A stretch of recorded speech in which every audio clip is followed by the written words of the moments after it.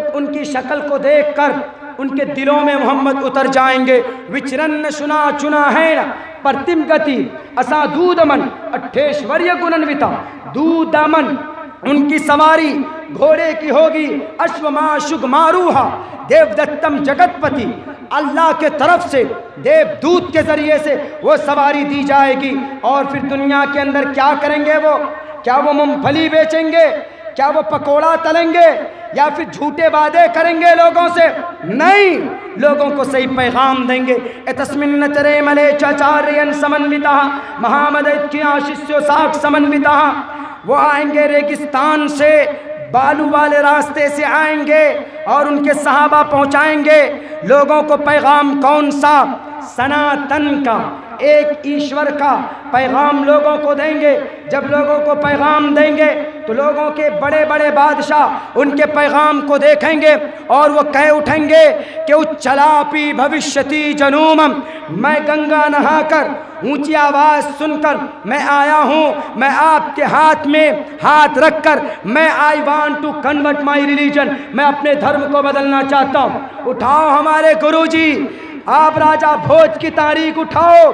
शक्कुल कमर के वाक़े को देखकर राजा भोज ने सफ़र शुरू किया था, कहाँ का? अरब का। वहाँ पर जाकर इस्लाम को कबूल किया था। बेइख्तिलाफ़ रिवायत नबी को बुरा कहने से पहले उन मंत्रों को, इन श्लोक को उठा कर खुरच कर, कुरेद कर, काट कर पहले अपने ग्रंथों से बाहर फेंको। इनके अंदर किनका तज़किरा? नबी का तज़किरा। इनमें किनका तज़किरा? मोहम्मद का तज़किरा। लेकिन नहीं, अपने खुदाओं को खुश करने के लिए अनाप शनाप बात शुरू कर देते हैं कि मोहम्मद रसूलुल्लाह तो आए इस धरती पर, वो हमारे हिंदू भाइयों को कैदी बना कर रखे, उनको तड़पा कर मारा और उनको घरों के अंदर भूखे रखते थे, तड़पाते थे। बिल्कुल नहीं। नबी मक्कतुल मुकर्रमा को फतह करने के लिए चले थे तो अल्लाह के नबी ने क्या जवाब दिया था, क्या ऐलान किया था? जाओ अबू जहल के चेलों, अबू जहल के ख़ानदान की औरतों बहनों, इज़हबू वअंतुम तुलक़ा ला तस्रीब अलैकुमुल यौम इज़हबू वअंतुम तुलक़ा, जाओ तुम सब के सब आज़ाद। ये तारीख़, ये रिवायात, ये आयत आपको मालूम नहीं? सिर्फ एक आयत, ला यत्तखिज़ुल मुमिनूनल काफ़िरीन औलिया मिन दूनिल्लाह वजाहिदू फिल्लाहि हक़्क़ जिहादी अल जिहादु माज़िन इला यौमिल क़ियामा। ये सब सिर्फ पढ़कर क्या साबित करना चाहते हो? बताओ। 850 साल की मुस्लिम एम्पायर की तारीख़। पहला मुस्लिम बादशाह कौन? शहाबुद्दीन गौरी। दूसरा मुस्लिम बादशाह कौन? नासिरुद्दीन बलबन। तीसरा मुस्लिम बादशाह कौन? जलालुद्दीन अकबर। चौथा मुस्लिम बादशाह कौन? मोहम्मद तुगलक। पांचवा मुस्लिम बादशाह कौन? तैमूर लंग। छठा मुस्लिम बादशाह कौन? बैलुल लूदी। सातवां मुस्लिम बादशाह कौन? आपको मालूम होना चाहिए, बाबर। 1526 में आया। बाबर ने ही 300-350 साल हुकूमत की। बाबर के ख़ानदान ने, बाबर के ख़ानदान को ही मुग़ल साम्राज्य बोलते हैं, बाबर के वंश को मुग़ल बोलते हैं। लास्ट मुस्लिम बादशाह कौन? आपको पता होना चाहिए मेरे भाइयों, नौजवानों। अगर पता नहीं है तो पता कीजिए। मोबाइल की दुनिया से निकलो। हम घूमते हैं भारत के अक्सर इलाक़ों में। अभी हम उड़ीसा, बंगाल, वो हल्दिया, वो दीघा जो बिल्कुल समंदर का इलाक़ा है, समंदर की ठंडी हवाएं पहुँचती, वहाँ तक पहुँचे। और आपको साउथ का एरिया, इधर चले जाइए, नेपाल भी चले जाते हैं, लोग बुला लेते हैं। उधर भूटान, बंदर झूला, पता नहीं कौन कौन सा नाम, वहाँ पर गए। सारे चारों तरफ फील्डिंग सजाई हुई है आपको खाने के लिए, सिर्फ आपको खाने के लिए। इतनी गलतफहमी भरी गई है, इतनी गलतफहमी भरी गई है कि जिसका आप तसव्वुर नहीं कर सकते। एक दो आदमी के बोलने से कुछ नहीं होगा। हमें डरने से हम मार दिए जाएं, दफन कर दिए जाएं। हमें बोलना पड़ेगा कि इन 700-800 साल में किसी भी मुसलमान बादशाह ने हिंदू भाइयों को कैदी बनाकर नहीं मारा। दिखा दो। चैलेंज है तुम्हारे लिए मेरे भारत के इंटेलिजेंस भाइयों, अगर ज़मीर जिंदा है तो अब्दुल्ला सालिम के सांस में जब तक सांस रहेगा, मैं तुम्हारे सामने में ये दावा करता रहूँगा कि मुस्लिम इंपेयर ने किसी भी हिंदू भाई को कैदी बनाकर नहीं मारा। आखिरी बादशाह कौन? बहादुर शाह जफर, जिसके बेटे के दो बेटे के सर को काट कर तख्त में सजाया गया था अंग्रेज के सामने, और इसी बहादुर शाह जफर को हाथ में हथकड़ी डालकर रंगूल के कैद खाने में डाला गया।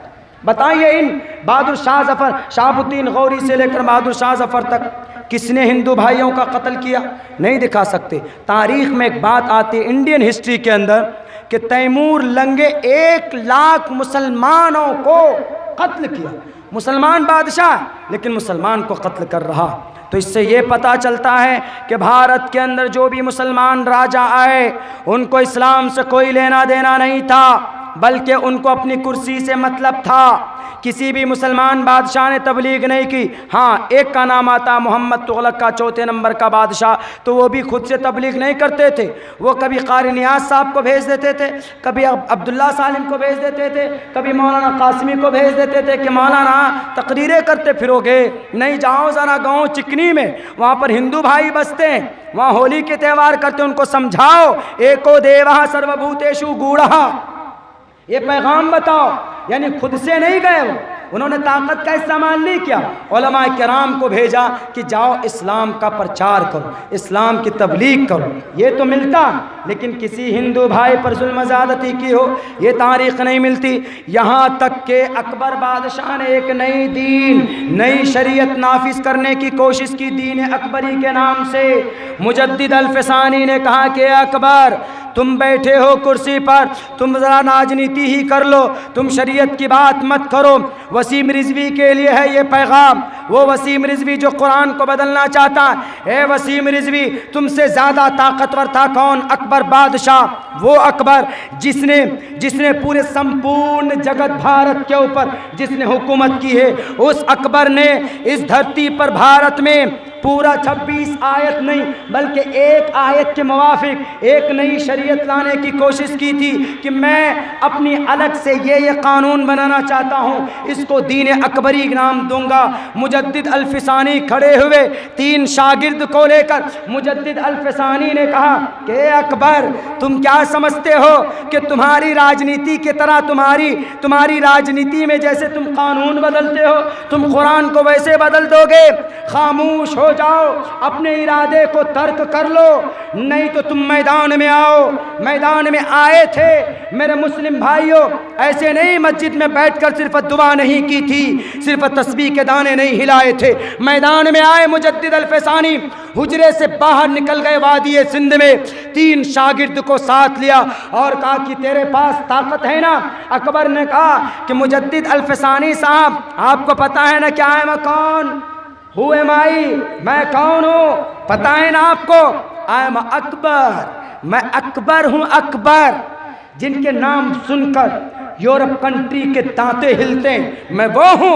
और ये 3 लोगों को लेकर आए हजरत, जाइए खानका में जाकर तस्बीह पढ़िए, जाइए जाकर मस्जिद में जाकर लोटा फोड़िए, मदरसे में जाकर चटाई सिलिए, फटी हुई चटाई। मुजद्दिद अल-फ़सानी ने कहा कि कभी भी इन परागंदा इंसानों को हकारत की निगाह से मत देखना। अगर ये ठान लेते हैं तो अल्लाह तबारक व तआला कभी इनके मंशे के मुताबिक फैसला करता है। लौ अक़सम बिल्लाहि ला बर्रहुल्लाह, जब ये कसम खा लेते हैं तो अल्लाह भी इनके फेवर में हो जाता है। मेरे भाइयों, मुजद्दिद अल-फ़सानी ने कहा लाओ ताकत तुम्हारे पास कितनी ताकत। मुजद्दिद अल-फ़सानी खड़े हो गए, एक तरफ इधर उनकी एक शागिर्द, 2 इधर शागिर्द खड़े हो गए। ऐसा रौब छाया कि सारी फौज हट गई, अकबर बादशाह गिरफ्तार हो गया। हजरत मुजद्दिद अल-फ़सानी आ गए अपने हुजरे में नमाज़ पढ़ने के लिए। इनके खादिम ने कहा कि सर, वो तो कैदी बनकर आ गए अकबर साहब, अब क्या करना, आप गद्दी पर बैठिए। तो उन्होंने कहा कि मुझे गद्दी नहीं चाहिए, अकबर को बुलाओ। भारत में क्रिश्चियन को कौन लाया? अकबर लाया। अकबर बादशाह क्रिश्चियन को अकबर ला, बुलाए गए। उन्होंने कहा कि ए अकबर, देख लिया ना, बड़ी ताकत में तुमको गुरूर, अपनी ताकत में एकदम नशे में चूर थे, क्या हुआ? कहाँ गई तुम्हारी फौज? कहाँ गई तुम्हारी वो हुंकार? I am Akbar, you are Akbar. तुम तो फिसड्डी हो जी, 1 मिनट नहीं टिक पाए मैदान में। अब बताओ तुम्हारा क्या किया जाए। उन्होंने कहा कि सरकार आप जो कहेंगे मैं मानने के लिए तैयार। उन्होंने कहा कि जाओ, कुर्सी तुम्हारी है, कुर्सी पर बैठो। ये नया दीन वीन की बात छोड़ो, ये 26 आयतों को निकालने पिकालने की बात छोड़ो, बल्कि तुम्हारी जो शरीयत है, अल्लाह के तरफ से जो लाई हुई भेजी गई जो शरीयत है, उस शरीयत को क्या करना नहीं करना ये अल्लाह जानेगा। तुम जो अपनी राजनीति करते हो, कुर्सी पर बैठे हो, तुम अपनी राजनीति करो। रही बात शरीयत की, कुरान की, हम हैं ना जी, हम टोपी दाढ़ी वाले, हमको कभी हल्के में मत लेना। चाहे तो झंडा गाड़ सकते हैं, चाहे तो झंडा उखाड़ कर फेंक सकते हैं। 2.5-3 साल पहले कहा कि मौलाना अब्दुल्ला, वाह क्या कर लेंगे आप मौलाना अब्दुल्ला साहब, आए आप करो में जो कितनी कोशिश करते हो मेरी कमर तोड़ने की, अल्लाह मेरे साथ है। इंशाअल्लाह तबारक व तआला चला हूँ अकेला में जानिबे मंजिल, मगर लोग आते जाएंगे, कारवां बनता जाएगा। किसी के कहने से, किसी शराबी के डराने से अब्दुल्ला डरेगा नहीं, रुकेगा नहीं। इन मीडिया के ज़रिए से मैं अपनी बात पहुंचाता रहूँगा। मेरे भाइयों, इन्हीं चंद बातों के साथ मैं अपनी बात ख़त्म करना चाहता हूँ। इन मीडिया में नवाए मिल्लत हमारे तौहीद भाई और जितने भी मीडिया वाले हैं यहाँ पर, बड़े बड़े मीडिया वाले, आप लोग जो बनाते हैं ना थंबनेल, तो थंबनेल अच्छा बनाया कीजिए भाई। ऐसा मत बनाइए कि मोदी के सर पर अब्दुल्ला सालिम का मुक्का डाल देते हैं आप, कभी कभी आप योगी के सर पर हमको बढ़ा देते हैं, कभी कभी आप ऐसा करते हैं कि हमको पुलिस वाले जेल के अंदर घुसा देते हैं। एक मत का फ़ोन है, मौलाना अब्दुल्ला आप जेल में कब गए? हमने कहा कि जेल में होता तो फ़ोन पे बात होती जी बेवकूफ़। बोला कि यूट्यूब में देखा।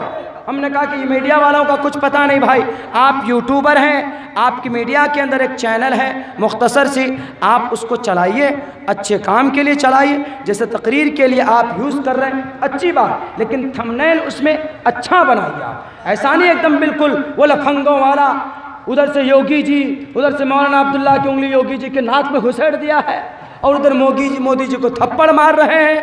ये क्या है भाई?